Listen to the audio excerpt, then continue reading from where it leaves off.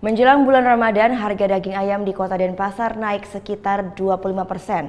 Akibat kenaikan ini, omset penjualan pedagang menurun hingga 50%. Harga daging ayam potong di relokasi Pasar Badung Denpasar dalam beberapa hari terakhir terus mengalami kenaikan.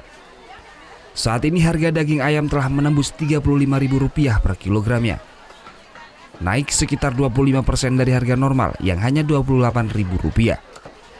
Menurut pedagang, kenaikan seperti ini selalu terjadi menjelang bulan Ramadan. Pedagang tak mengetahui penyebab lonjakan harga ini karena pasokan masih tetap normal.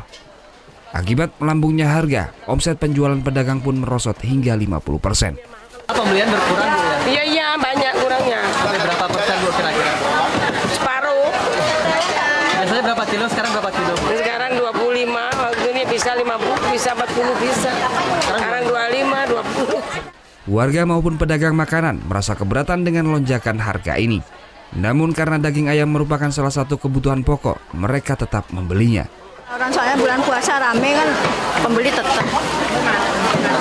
Ya nuruti harga mahal ya mahal. Tapi tetap beli, Bu, ya? Karena butuh, Bu, ya? Selain daging, harga telur ayam negeri juga naik Rp100 per butirnya. Jika sebelumnya Rp1.200, saat ini Rp1.300 per butirnya. Untuk telur ayam kampung harga tetap normal Rp1.500 per butirnya. Sementara harga daging sapi masih stabil dibanding dengan harga daging ayam. Untuk daging sapi super, harga masih tetap Rp100.000 per kilogramnya. Sementara untuk lulur dalam Rp125.000 dan lulur luar Rp115.000 per kilogramnya. Muhammad Hasanuddin melaporkan untuk NET.